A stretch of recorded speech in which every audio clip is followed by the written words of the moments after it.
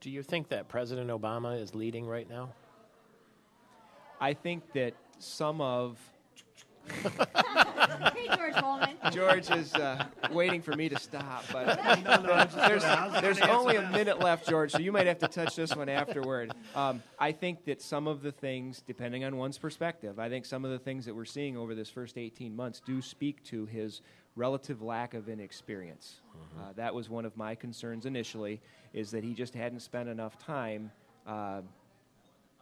in the type of things, and I think it's different being a president of the United States than being the governor of the state. So I think there's a little bit apples and oranges there. But I think that well, we will have a new Senate Majority Leader. We'll have a new House Speaker. At least he won't be walking in, whoever the governor is, to a Nancy Pelosi type situation. Okay, I'll agree with that. You may not have that either in Washington. Stay tuned. One of the other candidates who came through recently was the Oakland County Sheriff Mike Bouchard, who, well, I wonder what you thought of Mike Bouchard when you got a chance to meet him. He didn't show up very well. He had 12% of the vote, and even though he'd run a statewide campaign before, he had legislative experience here at the Capitol, law enforcement background, appealing guy with a young family. What happened? Well, Peggy Doty here.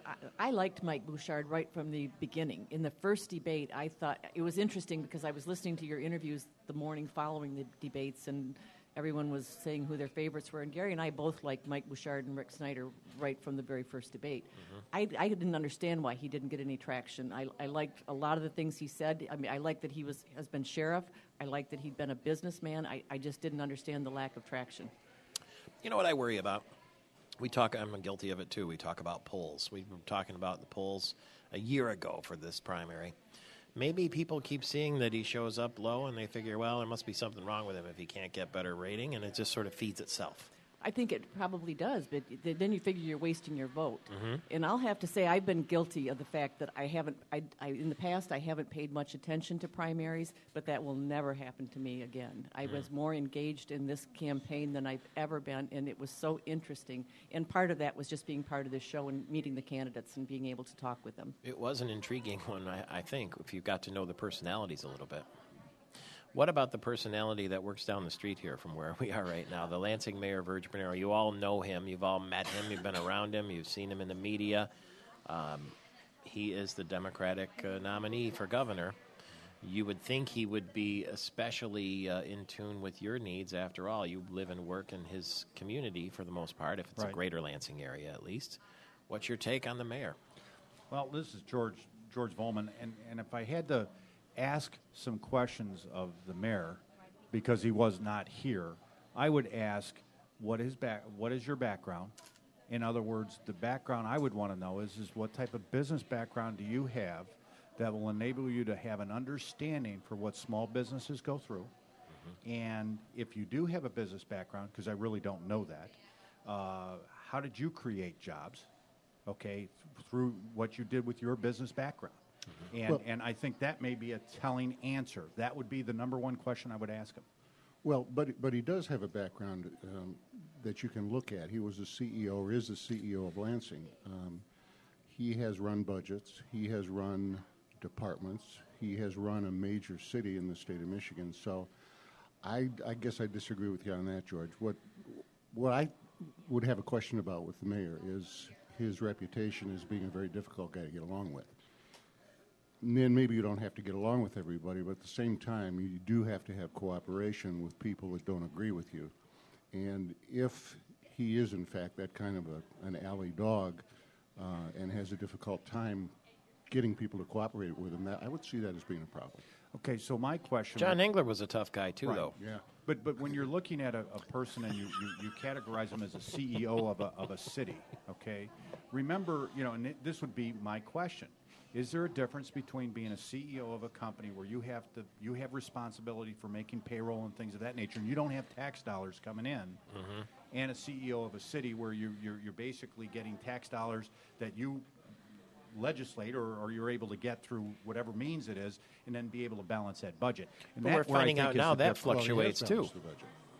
We're finding out now that just like profits, the tax dollars are fluctuating too, right? It does fluctuate, and how do you handle that fluctuation? And it's the same thing in anything else when you're in business.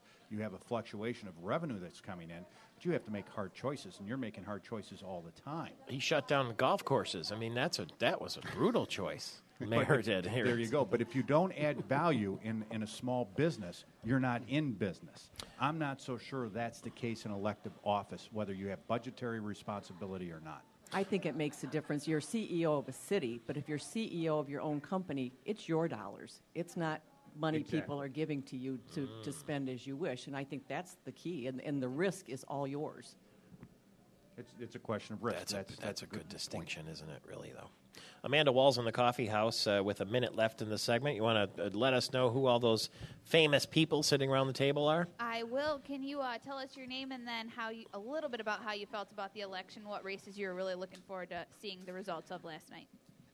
Cheryl Freeborough from Hyundai of Lansing, and I was surprised. I was surprised because I was thinking that Rick Schneider, although I think he's fantastic, I didn't think that he had enough momentum to do what he did. So that was a nice surprise. Okay, and Mr. Farragon? Scott Farragon from Cartridge Road. And actually, Cheryl, I agree. I was listening this morning on the way in, and when Michael Patrick was going through the list of names that were going to kind of fade away, I was surprised at the names that were on the list. And we actually have somebody that was very interested in the first congressional race. Can you talk to us a little bit? Sure. Eric Trodeshow with Aflac. I'm actually originally from the Upper Peninsula and was watching the race that was separated by one vote. So how do you think those results will turn out? Do you know?